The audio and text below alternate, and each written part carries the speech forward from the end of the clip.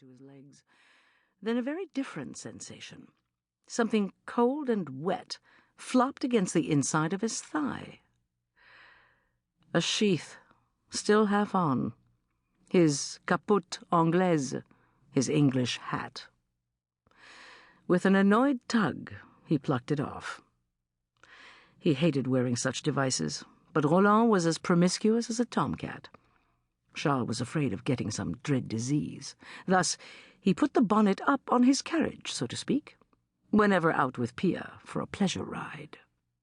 Out the side of his eye he caught a glimpse of movement, a flash of Pia's milk-white skin, as she disappeared again up under the shadow of the bed's canopy.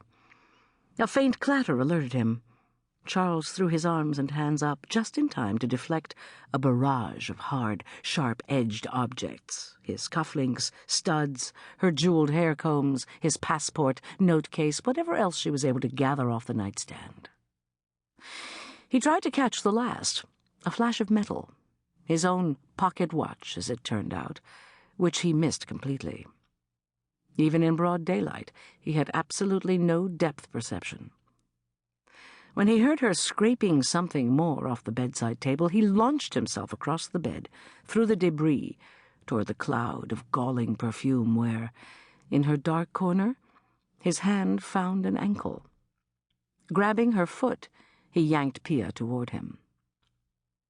She weighed hardly anything.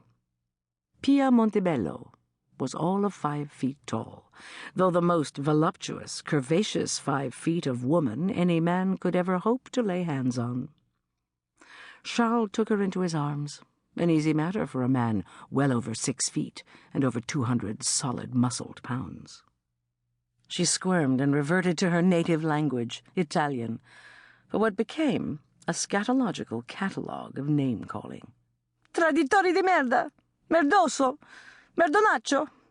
Merda di Madonna!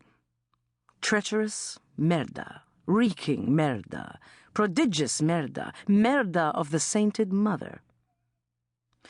She kicked pillows, churned satin covers as he tried to open her hand. There was another would-be projectile clenched in it. He tried to reason with her. "I was going to tell you," he explained, "in Nice, under better circumstances." "Pile of stinking, steaming," she continued in Italian. "I only decided a week ago, and I certainly didn't expect the whole clan to get on the next ship over.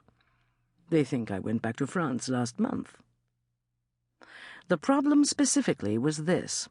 Tonight, at dinner, at a private table not far from Pia, there had been some heavy celebrating by a group murmured to be the Vandermeer portion of the Harcourt Vandermeer wedding party.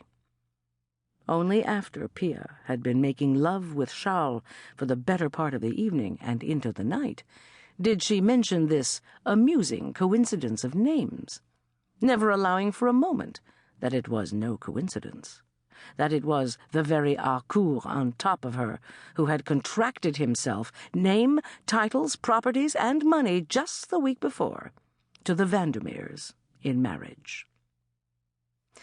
Even as Charles had admitted to this fact, Pia had thought he was joking for a full minute, so sure she was of him. Holding her in the quasi-straitjacket of his embrace now, he pried her fist open, finger at a time, releasing her own small but impressive choker of diamonds and black jade, the likes of which he was not allowed to give her. "You're married," he complained, "and my being married has done nothing but complicate our lives. So get unmarried." She made a sniff and tried to push away from him. "I knew you'd say that. You know I can't." She sketched again all the reasons she listed every time this subject came up. "My children, the scandal, the money, Roland's position. I have a family, you know." "And I would like one." He tossed the necklace somewhere into the sheets and let her wiggle free. She hopped off the bed, a petite, shapely silhouette against the light through the moving curtains. "You're just being spiteful," she said, as she bent and picked up what looked to be her corset. "I'm being practical. I'm not getting any younger." "Oh, Charles, you could marry anyone any time. In your dotage if you chose to."